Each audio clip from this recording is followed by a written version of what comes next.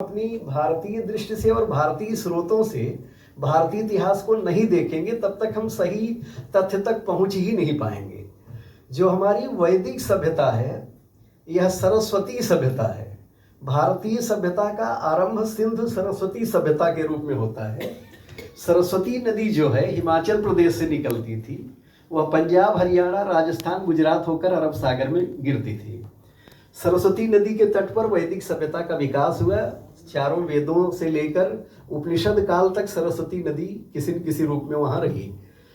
ऋग्वेद की रचना को लेकर जो अब तक प्रमाण मिल रहे हैं कि 15,000 ईस्वी पूर्व से लेकर 7,000 ईस्वी पूर्व के बीच ऋग्वेद, और बाद में 10,000 ईस्वी पूर्व से लेकर 7,000 ईस्वी पूर्व के बीच बाकी वेद जो हैं लिखे गए हैं।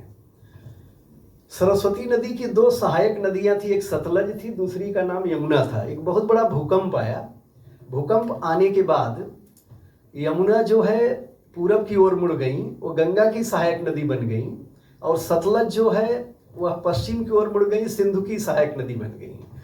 चूंकि सरस्वती नदी हिमाचल प्रदेश की झील से निकलती थी, ग्लेशियर से नहीं, इसलिए सरस्वती नदी की जो जल आपूर्ति थी वो बंद हो गई और वो अंतः सलिला हो गई। खुदाई के बाद आपने देखा कि सरस्वती उसी मार्ग पर मिल गई है। तो सरस्वती सभ्यता जो थी वही वैदिक सभ्यता थी, और बाद में यही उपनिषद काल आता है, ब्राह्मण काल आता है, आरण्यक काल आता है। दूसरी तरफ जो सिंधु घाटी की सभ्यता है वह सिंधु नदी के तट पर विकसित हुई। अंग्रेजों ने उसको हमारे सामने लाया और